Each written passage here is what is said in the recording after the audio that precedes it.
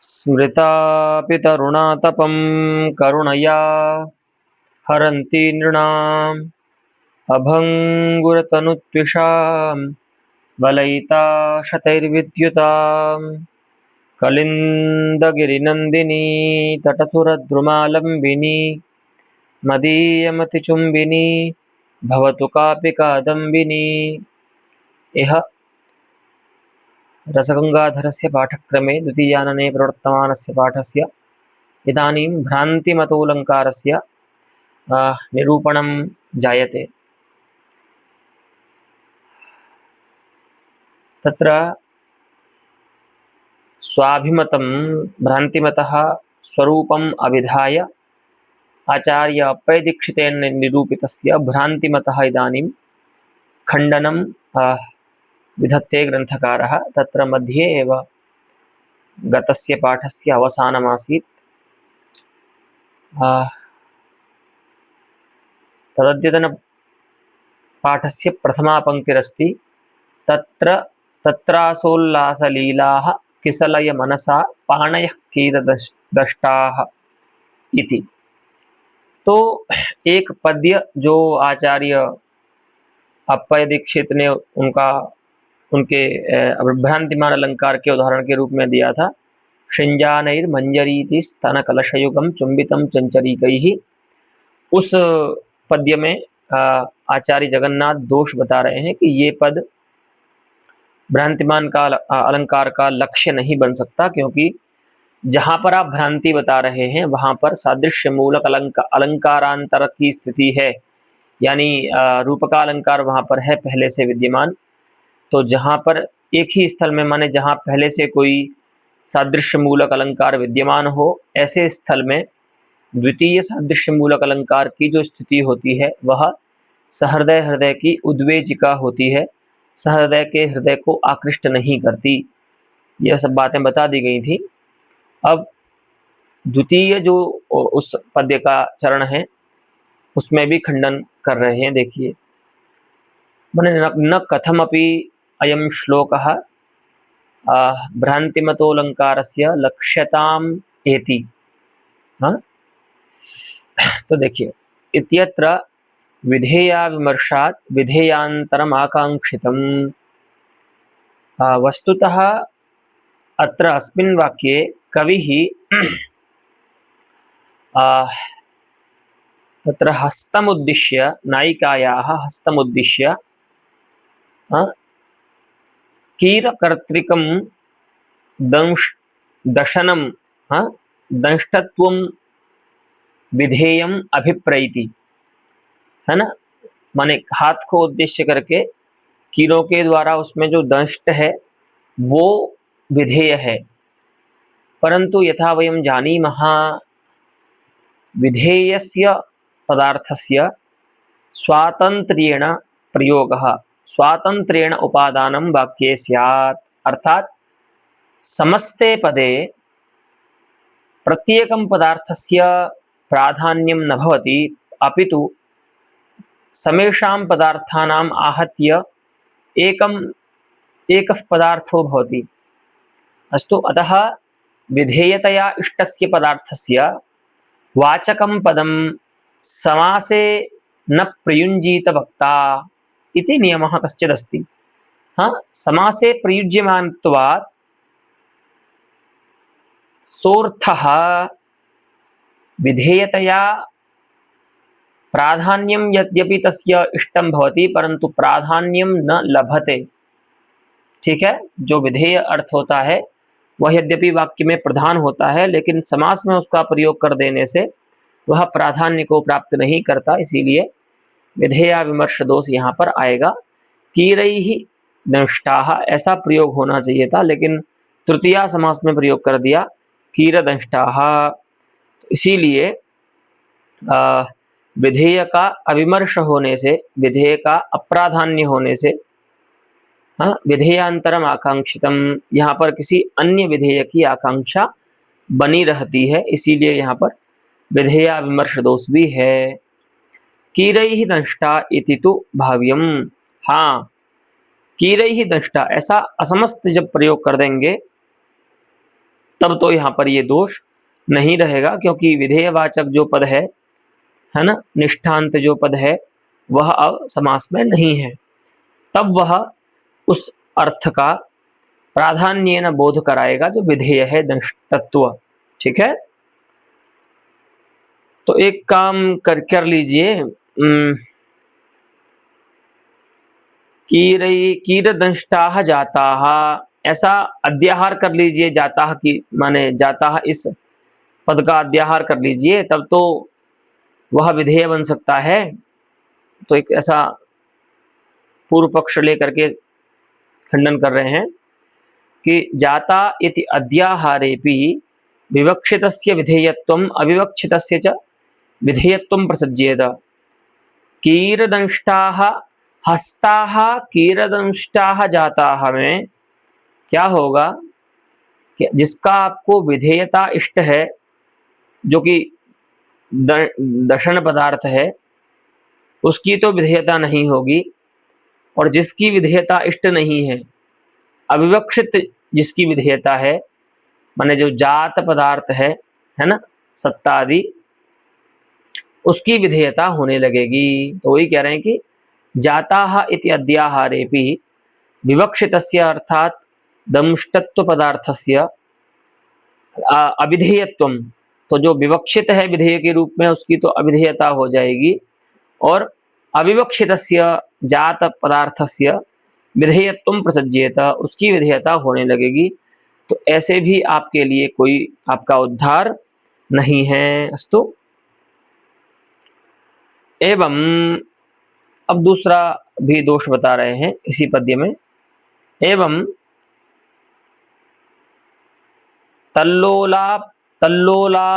तल्लोपायालपन्त्यः pick निननधिया ताड़िताः काकलोकैः, ये तृतीय चरण में बताया था कि जो कीर के द्वारा उनको पीड़ा दी जा रही है, उसके लोप के लिए शब्द करने लगी वे जो शत्रु स्त्रियां थीं। तल्लोपाय अर्थात कीरकर्तृकाय कीरकर्तृकस्य दंष्टस्य लोपाय नाशाय आलपन्त्यः शब्दं कुर्वन्त्यः। अब यहां पर दोष बता रहे हैं, देखिए, इत्यत्र न तावत् पिक निनदास्ताडन योग्याः काकानाम्,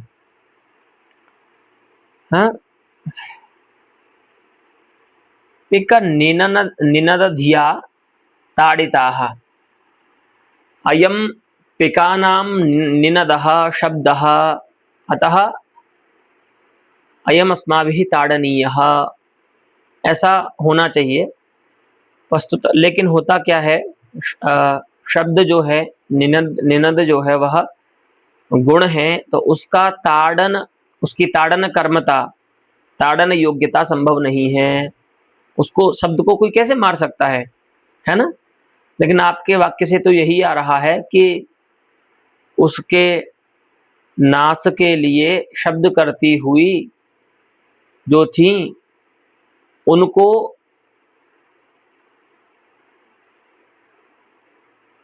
कोयल की शब्द की बुद्धि से मारा। तो अगर कोयल के शब्द में ताड़न योग्यता होती तो यहां पर ऐसा सादृश्य आ सकता था। लेकिन निनद माने जो शब्द होता है वह ताड़न योग्य नहीं होता है ना। अगर वह ताड़न योग्य होता तदा ये न तद्धिया आलपन्त्यस्तैः ताड्यरन, अगर कोयल का शब्द ताड़न योग्य होता तो उसकी बुद्धि से, उसके सादृश्य से, उसके भ्रम से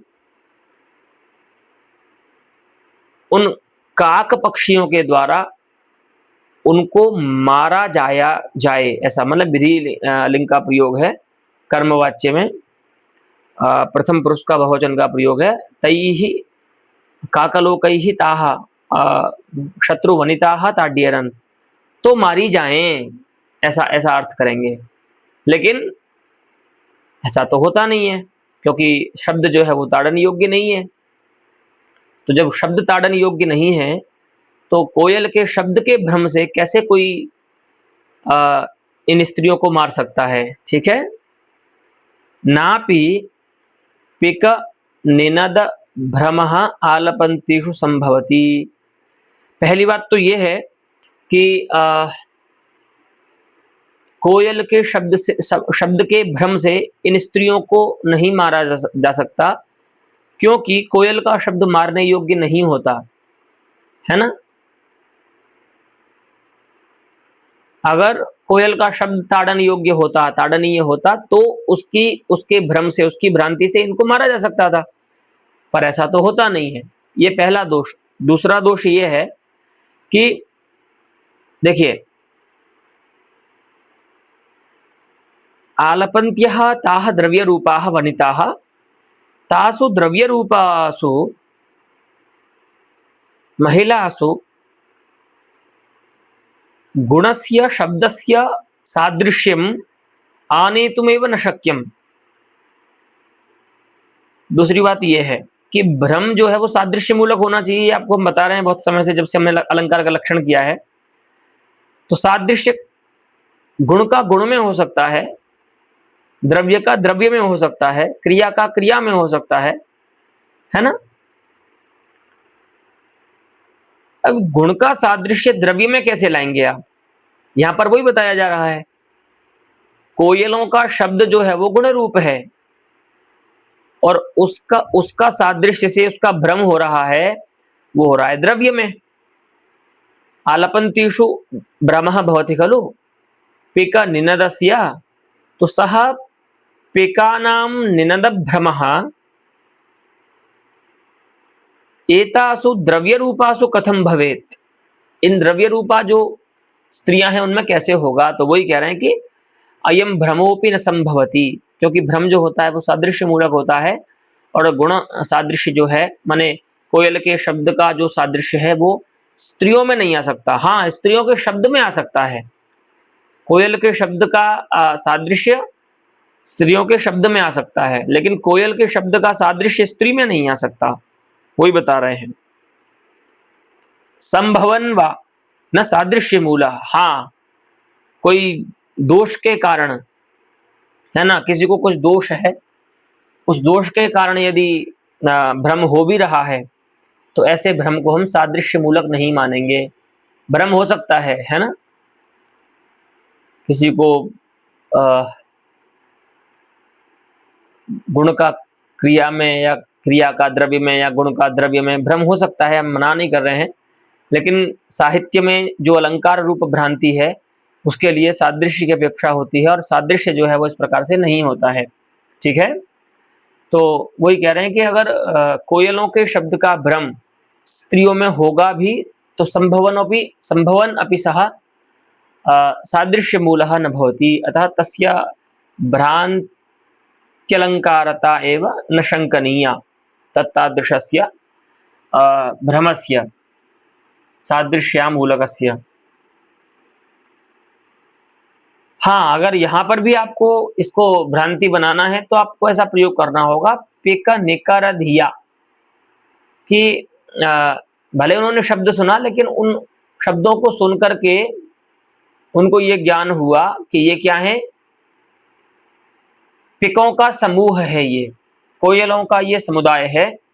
तो कोयलों के समुदाय से उन स्त्रियों को उन्होंने मारा। तो अब यहां पर कोई समस्या नहीं है, क्योंकि कोयलों के समुदाय से कोयलों का भ्रम अब स्त्रियों में हो सकता है, और जो कोयल हैं वो काक ताड़न योग्य भी हैं। ठीक है, माने काक कर्तृक ताड़न योग्यता जो है वो पिक निकर में रहती है, पिक समुदाय में रहती है। तो यहाँ पर जो दोनों विसंगतियां दी थी उन्होंने, आचार्य ने, वे दोनों समाप्त हो जाएंगी अगर आप पाठ ऐसा कर देंगे, पिक निकर धिया, इस प्रकार से पाठ कर देंगे तो। ठीक है, तो ये बताया। अब एक और दोष बताते हैं इसी चरण में, अथ तदालपेषु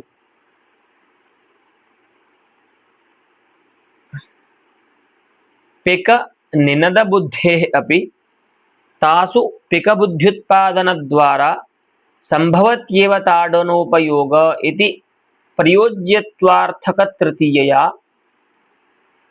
हाँ, पिक निनद धी प्रयोज्यक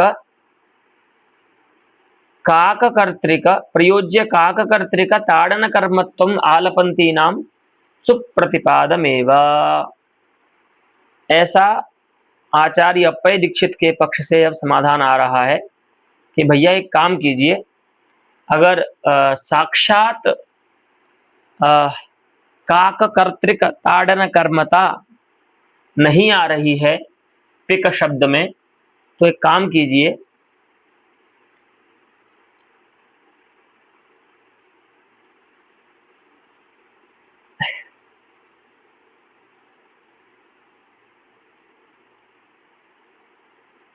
पिक के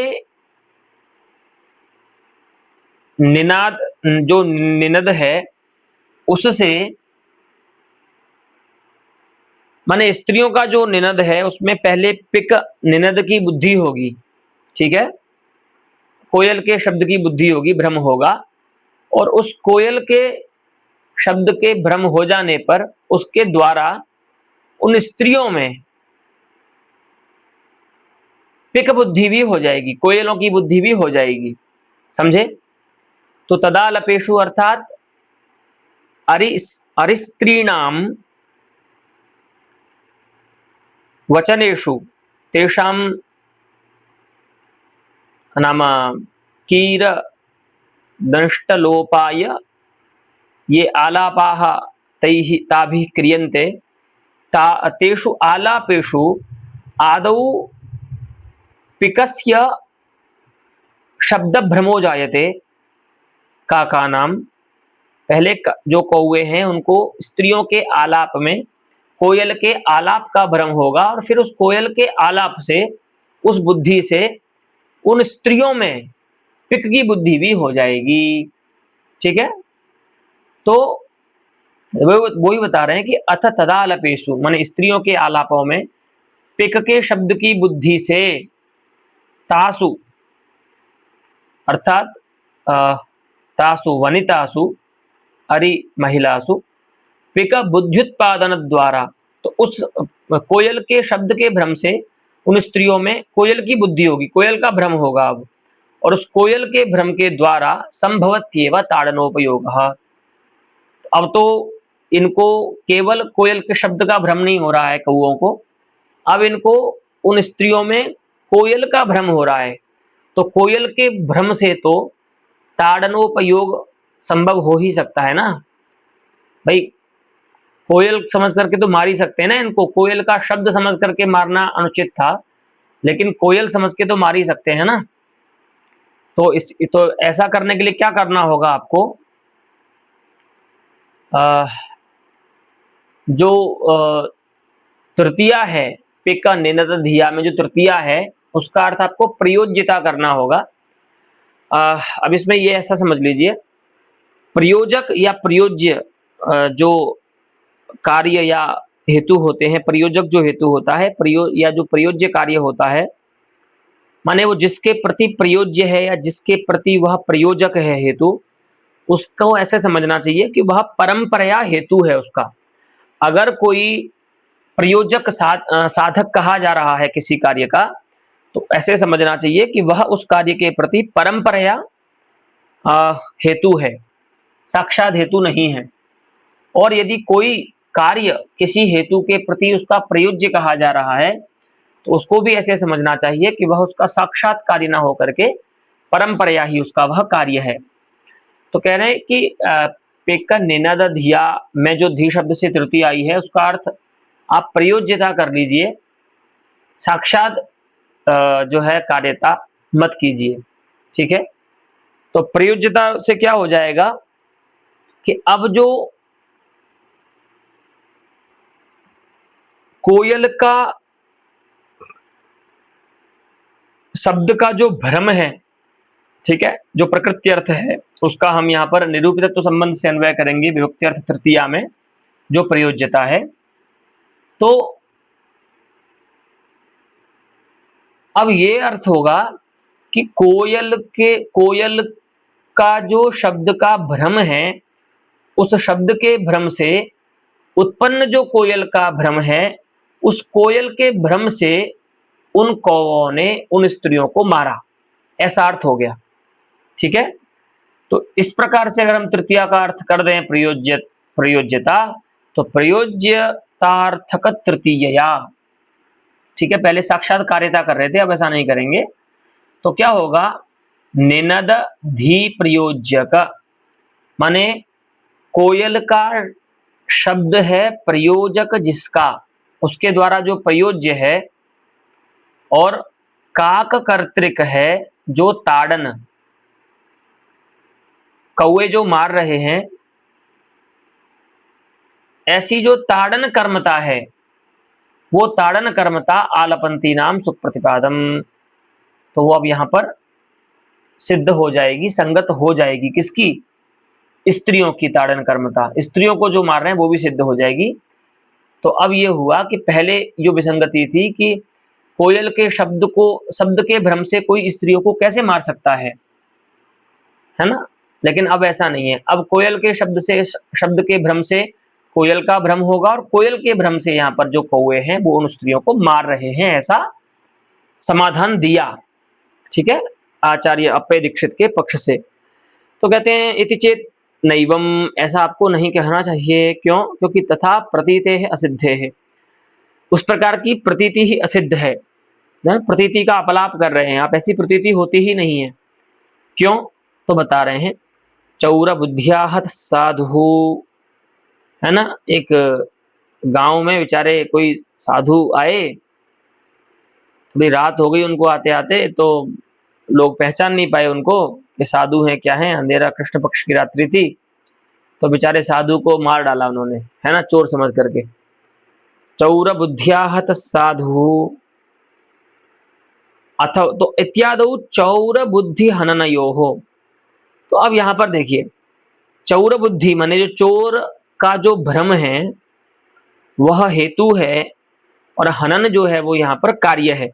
ठीक है, तो अत्र चौर बुद्धि हननयोः कारण कार्ययोः सामानाधिकरण्येन हेतु हेतुमत भावगमकत्व व्युत्पत्तेः।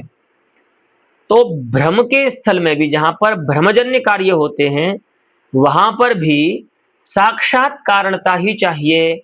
सामानाधिकरण्येन कारणता का मतलब क्या हुआ? साक्षात कारणता चाहिए, परंपरा कारणता से काम नहीं होगा। तो ऐसे तो कार्य कारण भाव अगर आपको अव्यभिचारी बनाना है, तो कार्य कारण माने कारण और कार्य को कारण और कार्य में सामानाधिकरण्य होना चाहिए। ठीक है, माने कारण और कार्य एक ही देश में स्थित होने चाहिए। जैसे घट और दंड पदार्थ जो है और घट पदार्थ जो है, वे दोनों ही अपने एक अधिकरण कपाल रूप अधिकरण में रहते हैं, अलग अलग संबंधों से। ठीक है, तो उसी प्रकार से भ्रम के स्थल में भी जो भ्रमजन्य कार्य होते हैं, वहां पर भी साक्षात कारणता ही होती है ना। ऐसा नहीं कि परंपरा कारणता कोई काम भ्रम से हो जाए। ठीक है, तो यहां पर देखिए, तो चोर की बुद्धि से ही साधु को मारा है। यहां पर ऐसा नहीं कि पहले चोर के बालों की बुद्धि से साधु के बालों में चोर के बालों की बुद्धि हुई, और फिर चोर के बालों की बुद्धि से चोर बुद्धि हुई, इसी और तब जाकर के मारा। तो इसमें क्या हो जाएगा, हनन में चोर के बालों का जो भ्रम था साधु के बालों में, केशों में, वह भी प्रयोजक बन जाएगा। लेकिन ऐसा होता नहीं है। भ्रम के स्थल में भी क्या देखा जाता है? साक्षात कारणता ही देखी जाती है, परंपरा कारणता नहीं देखी जाती। तो उसी को बता रहे हैं कि सामानाधिकरण्येन हेतु हेतुमत भाव गमकत्व व्युत्पत्तेः। हाँ, अत्र चौर बुद्धि हननयोः हेतु हेतुमत भाव गमकत्वं व्युत्पन्नमस्ति। कथम? सामानाधिकरणेन व्युत्पन्नमस्ति, सामानाधिकरण से व्युत्पन्न है इन दोनों का कार्य कारण भाव। ठीक है, एक और उदाहरण देते हैं। एवं दंतिबुद्ध्या हतः शूरैः वराहो वनगोचरः। ठीक है, वनगोचरः वने दृष्टः वने प्राप्तः कश्चित् वराहः सूकरः शूरैः भटैः दंतिबुद्ध्या हतः। हाथी समझ करके वन में जो जा रहे थे पराक्रमी लोग, शिकारी लोग, उन्होंने एक सूकर को मार दिया। ठीक है, इत्यत्रापि विशेष्यतया वराहवृत्तेः दंतिबुद्धेः वराहवृत्ति हेतु भावागमः। यहां पर भी देखिए, पहले वाले पद्य में माने वाक्य में और इस वाक्य में दोनों में ही बता रहे हैं।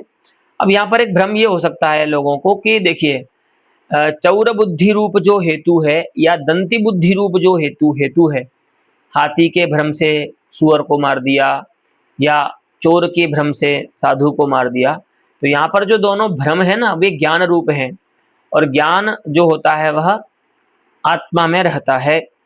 तो ऐसा दिख रहा है कि हेतु जो है भ्रम रूप हेतु वह आत्मनिष्ठ है, और कार्य जो है हनन रूप कार्य जो है वह एक जगह साधुनिष्ठ है और एक जगह वराहनिष्ठ है। तो ये तो वैयधिकरण्य हो गया है ना, तो इसको वैयधिकरण्य नहीं मानेंगे। हमको क्या करना है, ज्ञान को भी विषय में लेकर के आना है। तो आप लोग ये जान लीजिए, ज्ञान भी जो होता है वह तत्त विषयता रूप संबंध से विषयों में रहता है। ठीक है, तो अयं घटः इत्याकारक जो ज्ञान है वह विषयता संबंध से घट में भी रहता है। उसी प्रकार से यहाँ पर भी विशेष्यता संबंध से, क्योंकि उस ज्ञान में जो विशेष्य है वो वराह है ना, तो माने हाँ, दंतिबुद्ध्या हतः सूरै वराह, इस ज्ञान में, ठीक है, भ्रम जो ज्ञान हुआ उसमें नहीं विशेष्य है वो, लेकिन इस ज्ञान में जो है वो विशेष्य है ये सूकर वराह। तो विशेष्यता संबंध से ये जो ज्ञान है वह कहाँ रहेगा, माने भ्रम रूप ही ज्ञान कहाँ रहेगा, वराह में रहेगा, और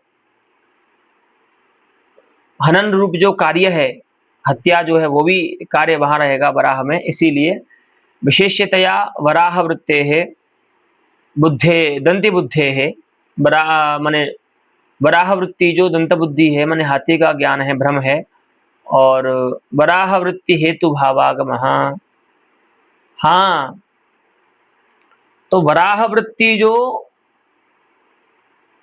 हनन रूप कार्य हो रहा है उसके प्रति वराह वृत्ति जो दंति बुद्धि है, हाथी का भ्रम है विशेषता संबंध से, वही हेतु बन सकता है। हेतु भावागम माने तस्यैव हेतुता निश्चय, उसी को हेतु मानना चाहिए। ठीक है, लेकिन आप जो बोल रहे हो उसके हिसाब से क्या हो सकता है, त्वदुक्त इत्या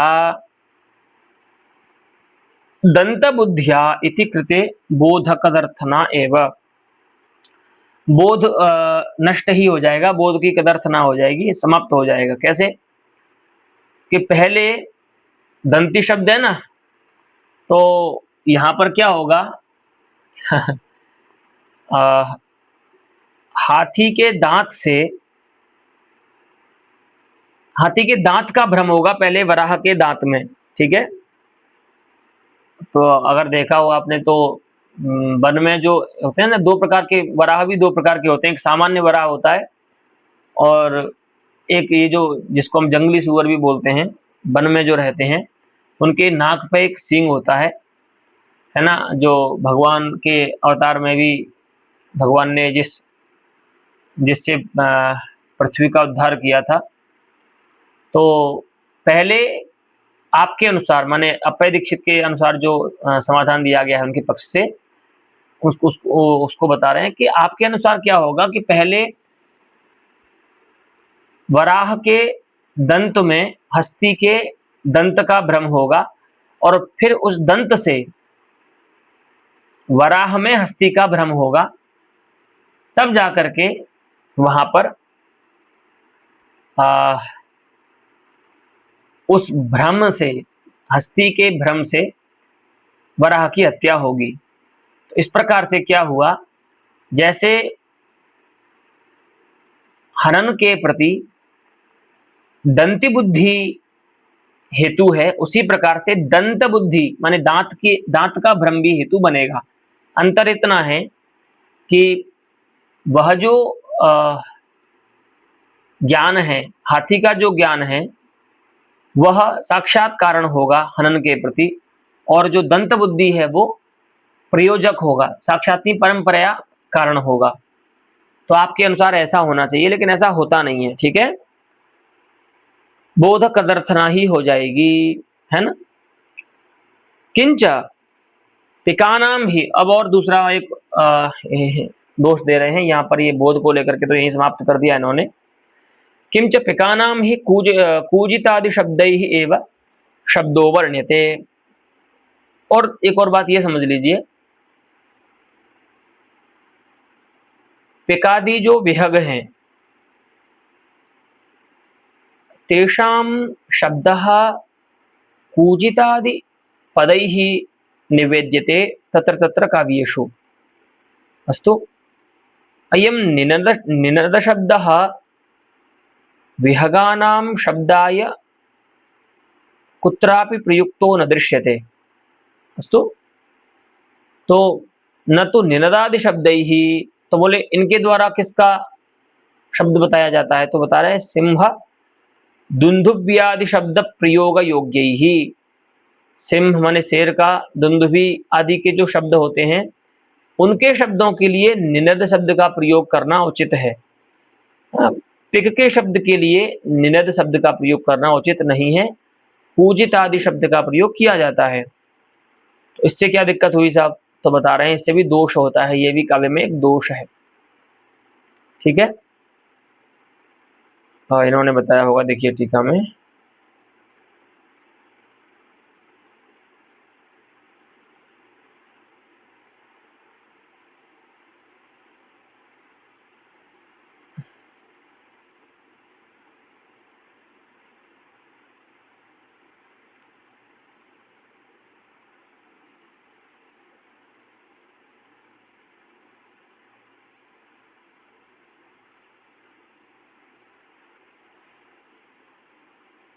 अप्रसिद्धत्वादि दोष, इसमें कुछ है, उस दोष का नाम पदगत दोष होता है, वो जहां पर जो शब्द जिस अर्थ में प्रसिद्ध नहीं है उस अर्थ में उस शब्द का प्रयोग करना, ठीक है। और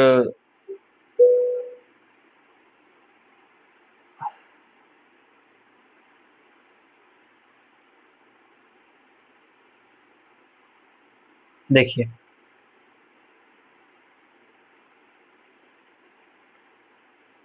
तथा प्रथम द्वितीय चरणस्थयोः स्तनपाण्योः यथा कथंचित् व्यवहतमपि जातान्वयम् अपि त्वदरि मृगदृशां षष्ठ्यन्तम् अन्वेतुं शक्नुयात्, न तु तृतीय चरणस्थे आलपन्त्यः इत्यस्मिन् विशेषणे विशेष्य भावेन तासां ताटस्थ्यमेव स्यात्। हाँ देखिए, है ना, मृगदृशां त्वदरि मृगदृशां अरण्यम अपि शरण्यम नाभूत, इस प्रकार से मुख्य अन्वय था। तो यहां पर मृगदिशाम इसका अन्वय शरण्यम के साथ होना है, प्रथमांत के साथ। पर बात यह है कि वो जो मृगाक्षियां हैं वो कैसी हैं, उनके बारे में तो बताना है ना पहले पूर्वार्धों में। तो वही बता रहे हैं कि प्रथम और द्वितीय चरण में दो शब्द आए हैं, स्तन शब्द और पाणी शब्द, माने उन स्त्रियों के कुछ देश के लिए, और हाथ के लिए जो शब्द आए हैं उनका तो दूर होने पर भी षष्ठ्यंत जो मृग दृशाम पद है उसके साथ अन्वय हो सकता है, ठीक है। जबकि अन्वय के प्रति आसक्ति भी कारण होती है। आसक्ति आप जानते हैं, बुद्धि का जो विच्छेद नहीं होना है वही आसक्ति है। तो अगर आप ज़्यादा दूर किन्हीं दो संबद्ध पदों को कहते हैं तो फिर उनका अन्वय होने में समस्या होती है, ठीक है। लेकिन फिर भी व्यवहितम अपि माने दूर होकर के भी उनका अन्वय जैसे तैसे हो जाएगा। लेकिन षष्ठ्यंतम अन्वेतुम शक्नुयात्, उनका षष्ठ्यंत में अन्वय हो जाएगा। लेकिन तृतीय चरणस्थे आलपंत्यः, यहाँ पर जो आलपंत्यः ऐसा प्रथमांत पद दे दिया, उस विशेषण में विशेष्य भाव से उनका ताटस्थ्य ही रहेगा। अब आप देखिए, आलपंत्यः ये प्रथमांत पद है, इस प्रथमांत पद में विशेष्य रूप से कैसे अन्वय करेंगे आप? षष्ठ्यंत जो पदार्थ है ना, मृगदृशाम आलपंथ्य कैसे अन्वय होगा, है ना। तो वही कह रहे हैं कि ये भी दोष है आपके इसमें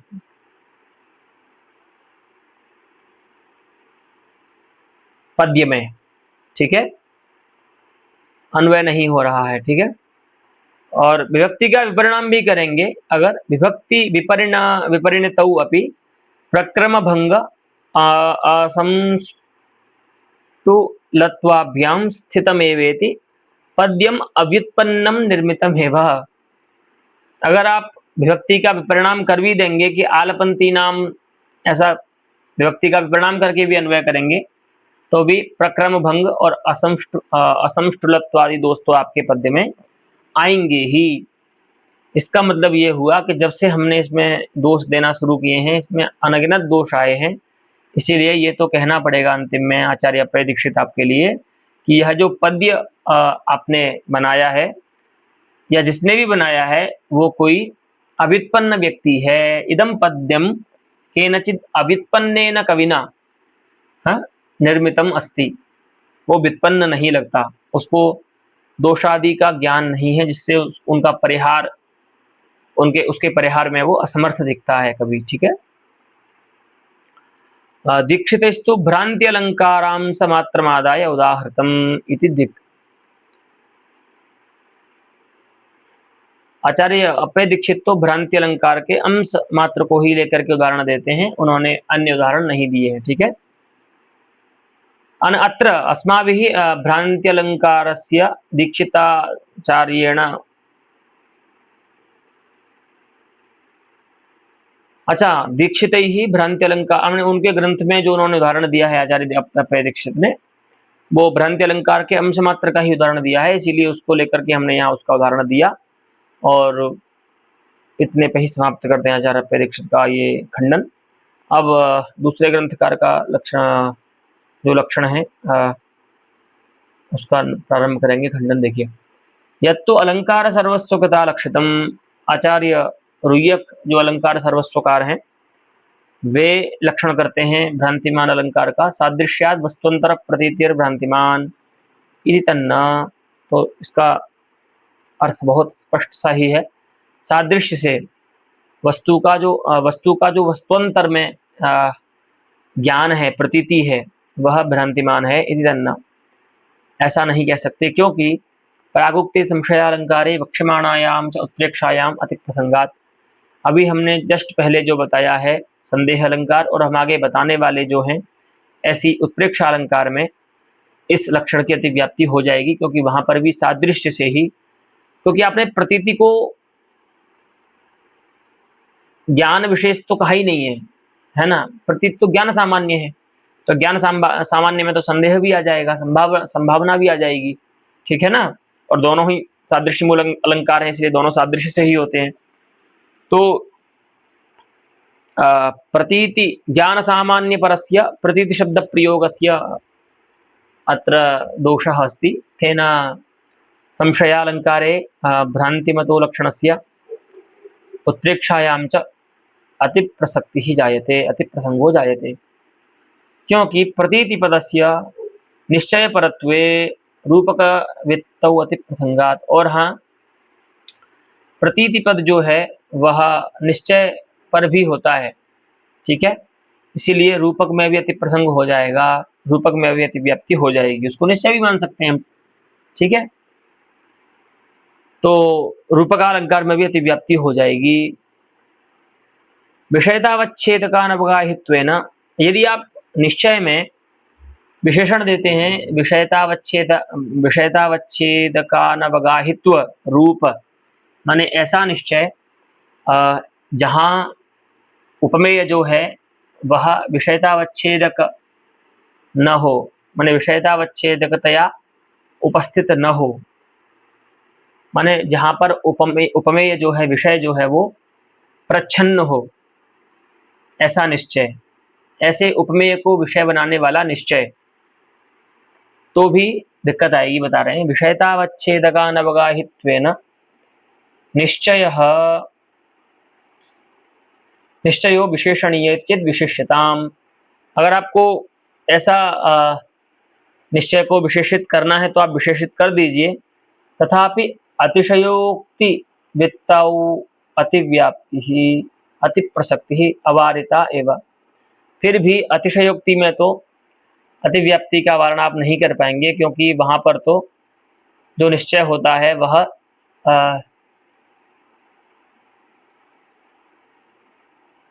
विषयतावच्छेदकानवगाही ही होता है। तो जैसे अपने साध्यवसाना लक्षणा के उदाहरण देखे होंगे ना, सिंहोयम है ना, बाहिकोयम है ना, बाहिकोयम नहीं, गौरयम है ना, गौरयम, ठीक है। तो यहाँ पर देखिए आप, अतिशयोक्ति अलंकार में भी क्या होता है, निश्चय जो होता है उपमेय का उपमान के रूप में, वहां पर उपमेय जो होता है वह उपमेयतावच्छेदकतया उपस्थित नहीं होता, तो वो जो निश्चय होता है वह उपमेयतावच्छेदक का अवगाहन नहीं करता है। ऐसे निश्चय को हम क्या कहेंगे, उपमेयतावच्छेदकानवगाही निश्चय। तो रूपकादि में तो अतिव्याप्ति का वारण कर लेंगे, लेकिन अतिशयोक्ति अलंकार में तो अतिव्याप्ति होती ही रहेगी। तो कह रहे हैं अनाहार्य और विशेषण दे दीजिए एक। तो बोल रहे हैं फिर आप अपना लक्षण क्यों कर रहे हैं, फिर तो हमारा लक्षण कर दिया आपने, यही तो हम लक्षण करते हैं भ्रांतिमान अलंकार का। वही कह रहे हैं अनाहार्यत्व निश्चय विशेषणत्व पुनरस्मदुक्त एव पर्यवसति, पर्यवसिति ही, माने अगर आप निश्चय के विशेषण के रूप में अनाहार्यत्व का भी ग्रहण करेंगे, माने अनाहार्यत्व को भी विशेषण बनाएंगे निश्चय का, तो ठीक है, अतिशयोक्ति से अतिव्याप्ति का वारण हो जाएगा, क्योंकि अतिशयोक्ति में जो उस प्रकार का निश्चय होता है विषयतावच्छेदकानवगाही निश्चय, वहाँ वह आहार्य होता है, ठीक है, अनाहार्य नहीं होता है। इसीलिए अनाहार्यत्वेन विशेषिते निश्चये इदानीम अतिशयोक्तावपि नाति प्रसंगः, परंतु इदं तु अस्मदुक्तमेव लक्षणमस्ति, अतः अत्र अस्माकं विरोधः नास्ति। तथापि मतुवर्था संगति, मतुवर्थ की असंगति हो रही है, क्योंकि जो आपने लक्षण किया है वो तो भ्रांति का ही लक्षण है। इसलिए देखिए आचार्य जगन्नाथ जो लक्षण करते हैं ना, वहां बोलते हैं वो साच प्रकृते भ्रांति ही, और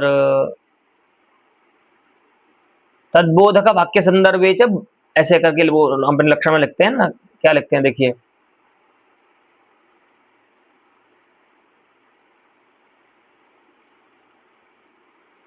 भ्रांतिमान का लक्षण करते हैं ना जब सामान्य,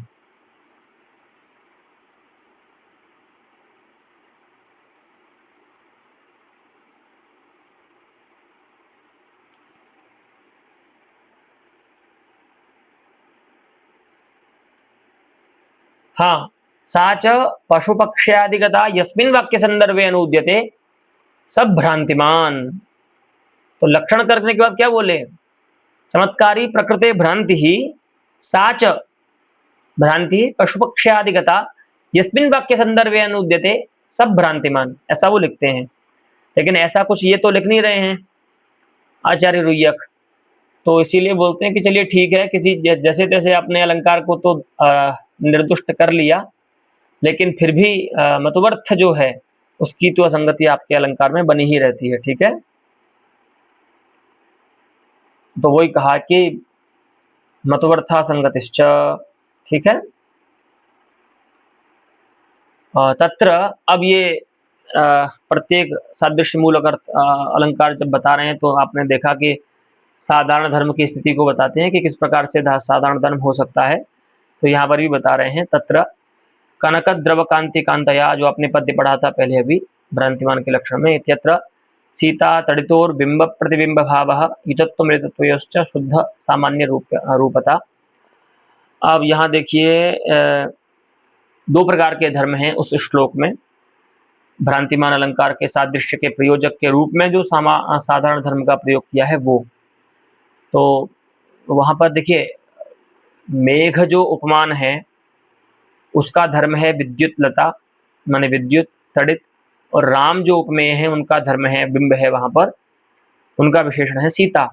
सीता बिंब रूपा है, तड़ित जो है वो प्रतिबिंब रूपा है। तो यहाँ पर दो भिन्न पदार्थों का आहार या वेदाध्य व्यवसाय करके हमने एक धर्म बना लिया। तो यहाँ पर जो साधारण धर्म है वो बिंब प्रतिबिंब रूप है, और वहीं पर देखिए युतत्व मिलितत्व रूप जो क्रियाएं हैं वो दोनों क्रियाएं एक ही हैं, लेकिन फिर भी उनको दो अलग शब्दों से कहा जा रहा है, इसीलिए वो वस्तु प्रतिवस्तु भाव रूप भी यहाँ पर साधारण धर्म हो रहा है। ठीक है,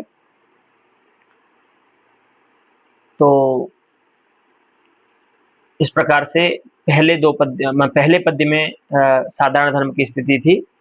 और एक और बता रहे हैं कि रामम स्निग्ध तरश्यामम विलोक्य वनमंडले धाराधरधिया धीरम नृत्यन्ति स्म शिखावलाः। भगवान राम को वन में देख करके, वन आभोग में देख करके, और भगवान कैसे हैं तो स्निग्धतर श्यामम, है ना, स्निग्ध और स्निग्धतर हैं और श्याम कांति वाले हैं। तो ऐसे भगवान को देख करके जो शिखावल थे, माने मयूर थे, जो मोर थे, उनको धाराधर की बुद्धि हुई, माने मेघ का भ्रम हुआ भगवान को देख करके। तो आप जानते हैं जब मेघ का आगमन होता है तो मयूर जो होते हैं वो नृत्य करते हैं। तो भगवान राम में भी मेघ की बुद्धि से, मेघ के भ्रम से धीरम रामम दृष्ट्वा शिखावलाः मयूराः नृत्यन्ति स्म। ठीक है, वो नाचे मोर। तो यहाँ पर देखिए मेघ में और राम जो उपमेय हैं उनमें स्निग्धत्व श्यामत्व रूप जो दोनों धर्म हैं वे अन्वित होते हैं। ठीक है, इसीलिए यहाँ पर जो भ्रांति का प्रयोजक साधारण धर्म है, सादृश्य है, वह अनुगामी रूप है। ठीक है, तो स्निग्धता और श्यामता जो है वह अनुगामी साधारण धर्म है। ठीक है, इति रसगंगाधरे भ्रांतिमतः अलंकारस्य निरूपणम समाप्तम। इसी के साथ भ्रांतिमान अलंकार का जो निरूपण है वो समाप्त होता है। इसके बाद उल्लेख अलंकार को हम देखेंगे। ठीक है, अस्तु।